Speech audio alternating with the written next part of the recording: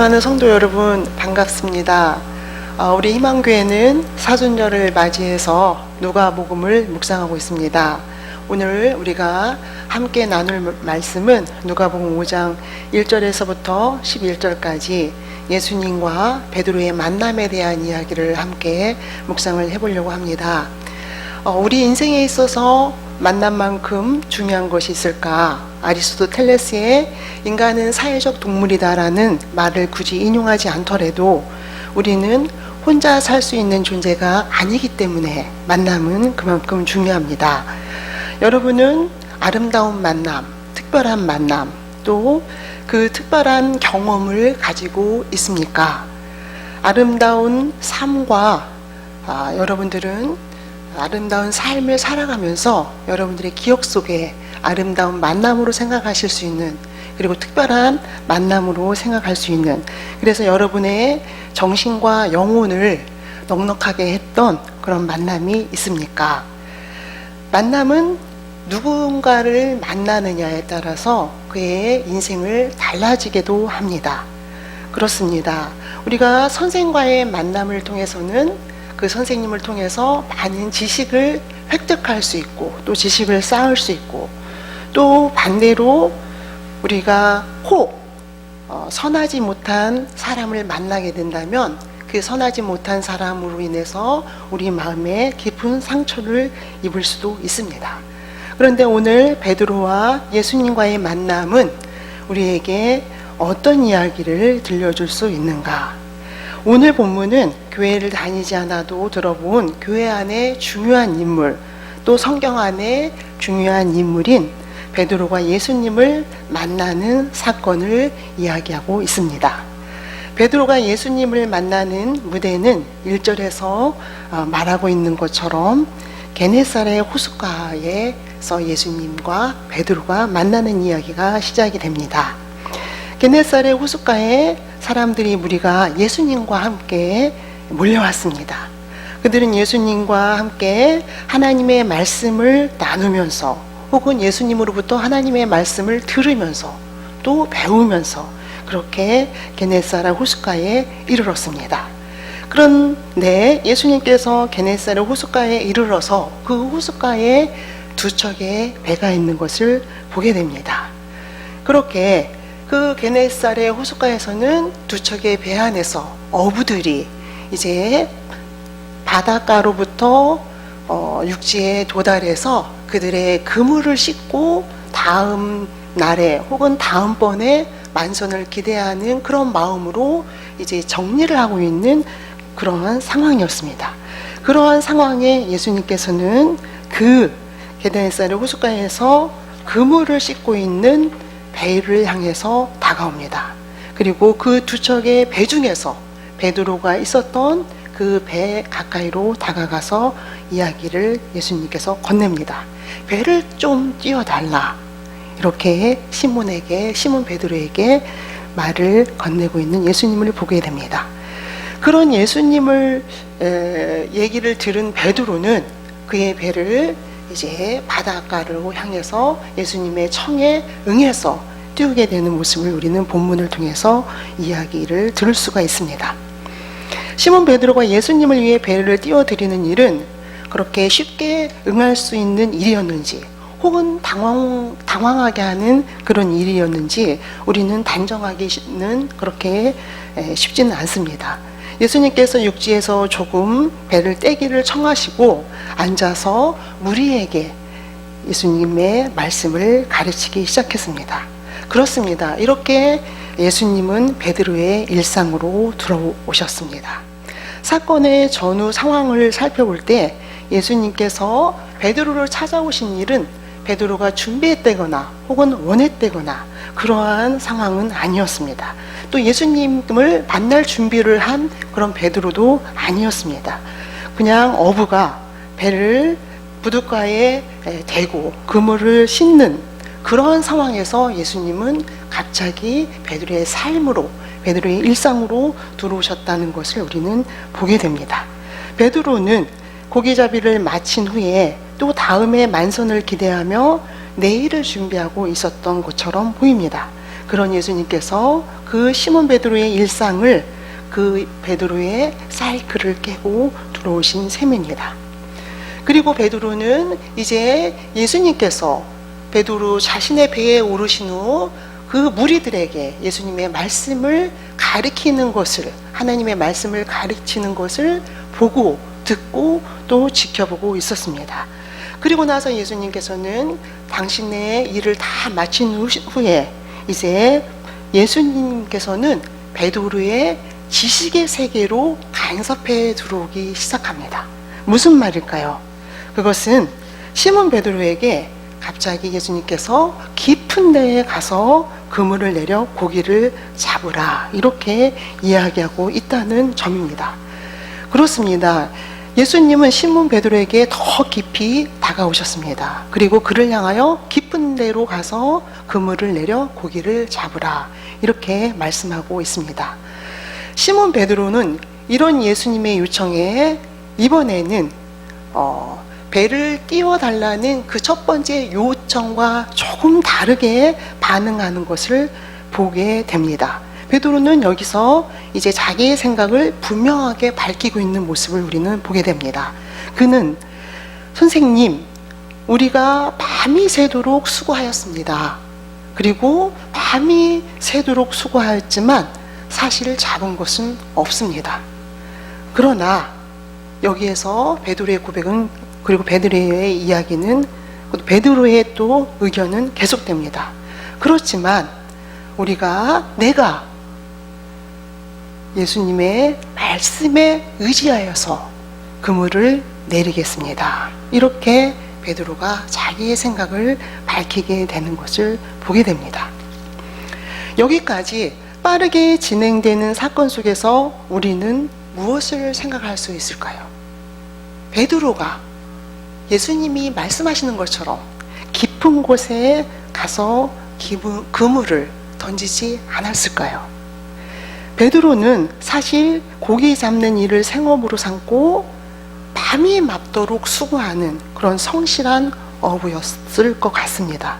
그리고 그런 성실한 어부였습니다. 시몬 베드로는 생업을 어부로 살아온 지, 또 생업을 어부로서 바다를 그의 삶의 무대로서 살아온 베드로는 게네사렛 호수의 위치, 갈릴리 바다의 위치, 또 바다의 둘레, 면적, 또 수심의 평균 깊이, 그리고 가장 깊은 곳이 어디인가, 가장 낮은 곳이 어디인지, 그리고 어류의 종류는 무엇인지에 대해서 너무나도 잘 알고 있었던 그런 어부였습니다. 오히려 목수이신 예수님보다 그런 베드로는 바닷가에 대한 또 어부로서의 그런 지식이 더 많았을지도 모르겠습니다. 그런 베드로가 예수님을 향해서, 선생님, 우리는 밤새도록 수고했습니다. 그리고 잡은 것이 없습니다. 그렇지만 말씀을 의지해서 제가 그물을 내리겠습니다, 이렇게 말하고 있는 모습을 보게 됩니다. 간섭받기를 너무나 싫어하는 현대인, 그리고 자신이 만들어 오는 삶의 규칙과 또 정해놓은 잣대에 나름대로 자긍심을 가지고 살아가는 현대인, 그런 현대인에게 누군가가 너의 방법보다는 또 다른 방법이 있다는 것을 소개할 때 사람들은 어떻게 반응할까요? 아니, 현대인이 굳이 아니더라도 여러분들에게 여러분들의 삶의 규칙, 여러분의 일상을 조금 벗어나는 제안을 한다면 여러분들은 어떻게 반응하시겠습니까? 베드로는 밤이 새도록 수고하였지만, 그래서 잡은 것이 없지만, 그러나 말씀에 의지해서 제가 그물을 내리겠습니다, 이렇게 반응을 하고 있습니다. 여기 시몬 베드로의 그런 반응은 마치 동문서답처럼 보입니다. 예수님께서는 깊은 곳에 가서 그물을 던지라는 얘기를 하고 있습니다. 그런데 베드로는 밤이 새도록 수고했지만, 그러나 잡은 것이 없지만 말씀에 의지해서 내가 그물을 내리겠습니다, 이렇게 이야기하고 있습니다. 저는 이 대화를 통해서 이런 생각을 해봤습니다. 사실 제가 어부로서 갈릴리 바다의 모든 것에 너무나 대해서 잘 알고 있고, 게네사렛 호수에 대해서 모든 전문적인 지식을 갖고 있는 저였기 때문에 사실은 지난밤 아주 제일 깊은 곳에 가서 그물을 던졌습니다. 그러나 그럼에도 불구하고 저는 아무것도 잡은 것이 없습니다. 그렇게 말하고 싶었을지도 모르겠습니다. 그런데 베드로는 비록 내가 지난밤 깊은 곳에, 가장 깊은 바닷가 그 갈릴리 호수 가장 깊은 곳에 그물을 던졌지만, 그러나 그럼에도 불구하고 이번에 예수님의 말씀을 의지하여서 다시 한번 그물을 던지겠다는 그러한 베드로의 고백을 보게 됩니다. 자신의 지식과 자신의 경험을 한번 내려놓겠다는 그런 결단이기도 합니다. 내가 많이 알고 있는 나의 그 지식, 내가 너무나도 많이 경험해 본 그 경험, 그것을 내려놓고 이제 예수님 당신이 제안하신 대로 다시 한번 제가 그 그물을 던지러 다시 배를 띄우겠습니다. 이런 고백과 같습니다. 그렇습니다. 그러고 나서 무슨 일이 벌어졌습니까? 6, 7절에서 보면 그렇게 하니 고기 잡은 것이 심히 많아 그물이 찢어지는지라 이에 다른 배에 있는 동무들에게 손짓하여 와서 도와달라 하니 그들이 와서 2배의 체험에 잠기게 되었더라. 그렇습니다. 이제 베드로는 자기가 알고 있는 지식, 경험, 그것을 다 내려놓고 예수님께서 권고하신 대로, 예수님께서 권면하신 대로 그분의 권면에 한번 귀를 기울이고 삶으로 그렇게 살아내기로 결정했을 때 그는 만선의 기쁨을 경험하게 됩니다. 그리고 이 베드로와 예수님과의 만남이 종료되는 그 시점에서 베드로는 예수님의 무릎 앞에 엎드리게 됩니다. 그리고 그는 고백합니다. 주여, 나를 떠나소서. 나는 죄인이로소이다. 이를 어려운 말로 누미노제라고 합니다. 독일의 신학자 누돌프 오토는 누미노제라는 표현을 여기서 사용하고 있습니다. 인간이 거룩한 존재 앞에 섰을 때 자신이 얼마나 나약하고 또 미약하고 연약한 존재인지를 통감하는 그런 직관적 체험에 관해서 이야기를 했습니다. 이 누미노제라는 것은 다시 줄여서 말하면 거룩한 체험이라고 또 표현할 수 있습니다. 예수님께서 그 베드로를 향해서 말씀하신 그 말씀을 삶으로 받아들인 베드로, 그래서 만선의 그 경험 속에 그 거룩한 체험을 하게 되는 그런 베드로, 예수님의 만남 속에서 그의 삶의 모든 것들이 바로 예수님으로 인해서 다시 한번 변할 수 있는 그런 것을 체험하게 되는, 그런 거룩한 체험을 하게 되는 그런 상황을 우리는 보게 됩니다. 그것을 바로 누미노제라는 표현을 사용해서 이야기할 수 있다고 합니다. 사랑하는 성도 여러분, 여러분들은 살아가시면서 어떤 만남을 체험하셨습니까? 어떤 아름다운 만남, 여러분들에게 정신적이고 그리고 또 여러분들의 삶을 넉넉하게 할 수 있는, 또 여러분들의 삶을 위로하고 또 여러분의 삶을 단단하게 할 수 있는 그런 어떤 만남들이 있었습니까? 그 만남 중에 이렇게 베드로가 예수님을 만나는 이런 거룩한 삶의 체험, 자신이 얼마나 부족하고 연약하며 나약한 존재인가를 경험하는 그 거룩한 경험, 그런 체험을 하신 적이 있습니까? 그렇습니다.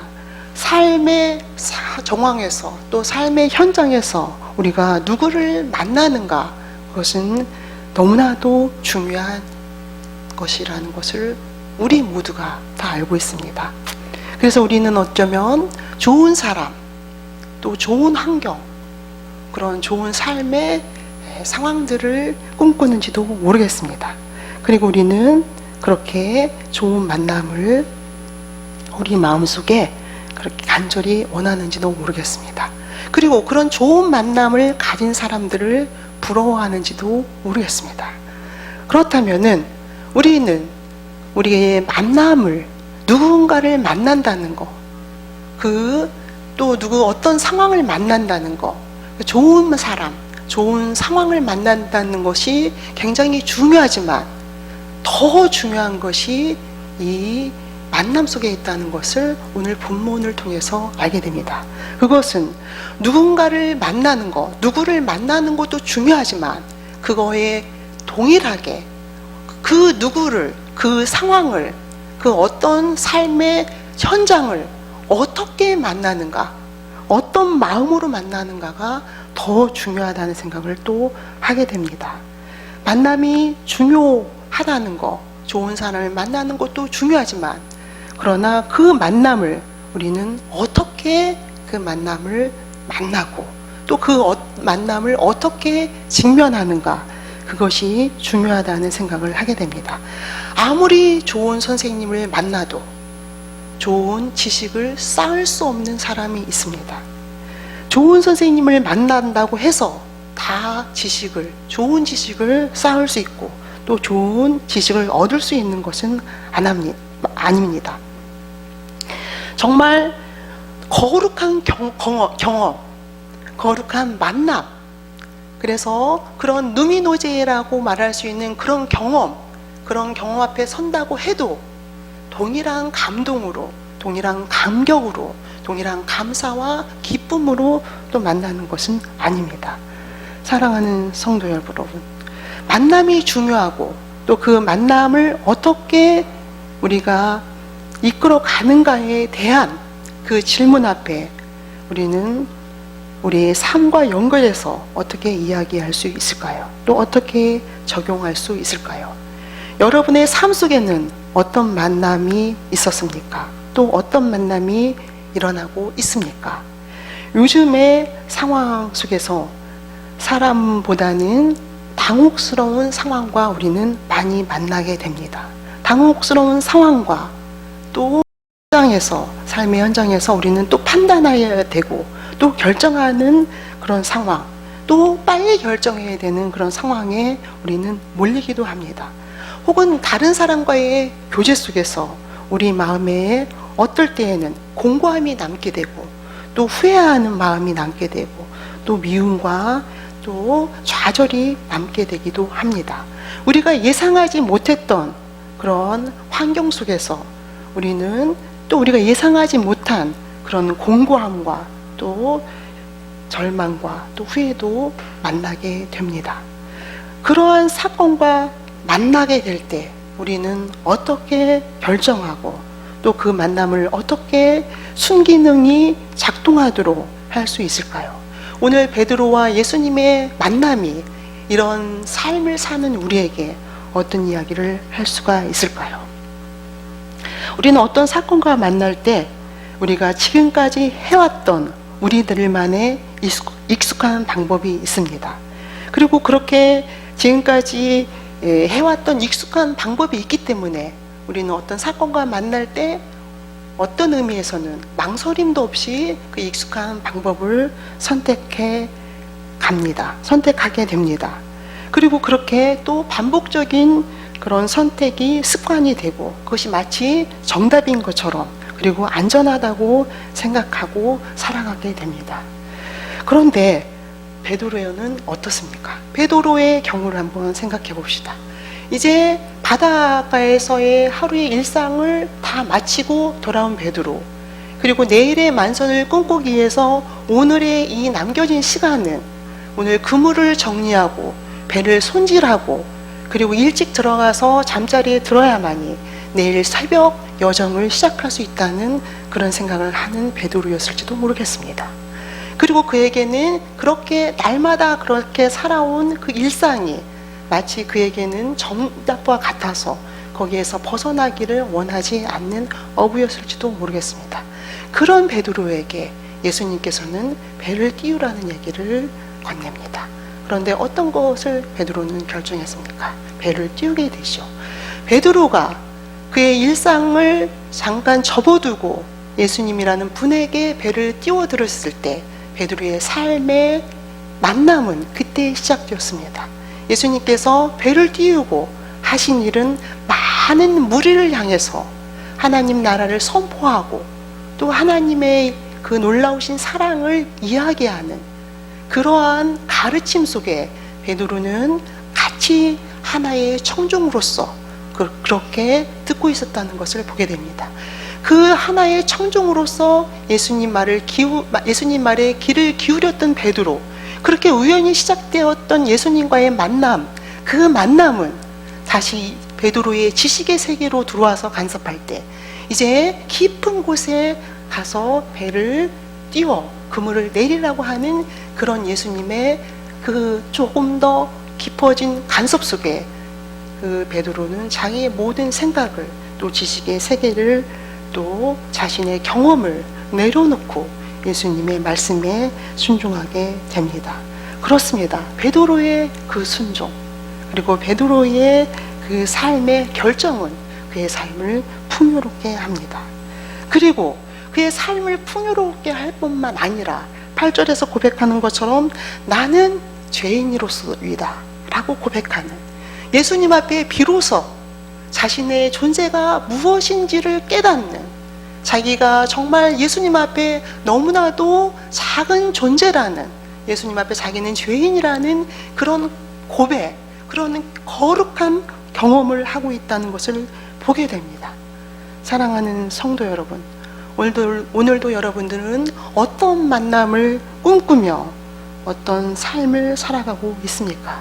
오늘 베드로가 여러분들에게 들려주고 싶은 이야기는, 여러분들에게 베드로가 예수님과의 만남을 통해서 들려주고 싶은 이야기는 우리의 삶 속에, 우리의 삶의 순간순간 속에 우리는 예수님만을 만나야 되는, 예수님을 만나야만이 우리의 삶이 풍요로울 뿐만 아니라, 그리고 우리는 그분 앞에 거룩한 체험을 할 수 있는 존귀한 존재라는 생각을 하게 됩니다. 사랑하는 성도 여러분, 여러분들 뿐만 아니라 저도 코로나로 인해서 집안에서 보내는 시간이 대부분인 그런 생활을 하고 있습니다. 그러다 보니 이제 만남이 제한되어 있고 또 생각도 제한되는 그런 생각을 하게 됩니다. 그러다 보니 조금 마음이 넉넉한 것을 잃어버리고 좀 편협한 생각을 가지게도 되는 것 같습니다. 그런데 오늘 누가복음 5장의 말씀을 통해서 내 마음속에 햇빛처럼, 빛처럼 또 강렬하게 다가온 그 놀라운 은총은, 우리는 어떤 상황에 있든 또 어떤 힘겨운 시간들을 보내든 그 상황 속에서 예수님과의 만남을 계속해서 경험한다면 우리는 이 어두운 시간도, 어두운 사건 속에서도 우리를 지켜낼 뿐만 아니라 또 그렇게 거룩한 경험으로 삶을 넉넉히 살아갈 수 있다는 것을 깨닫게 됩니다. 사랑하는 성도 여러분, 저는 사실 오늘 말씀을 준비하면서 새롭게 우리에게 다가오는 이 아름다운 봄에 대한 설교, 또 희망에 대한 설교를 하고 싶었습니다. 그런데 중요한 것은 우리의 희망이 어디로부터 출발할 수 있을까? 그것은 베드로와 예수님과의 만남처럼 우리가 예수님과의 만남을 통해서 그렇게 우리의 희망이 시작되고 우리의 삶의 그런 놀라운 그 은총이 시작된다는 것을 여러분들에게 또 저에게 말씀을 드리고 싶습니다. 그렇게 여러분들은 베드로의 만남을 통해서 예수님과 베드로의 만남을 통해서 베드로와 예수님의 만남이 여러분들의 만남이 되기를 축원합니다. 기도하시겠습니다.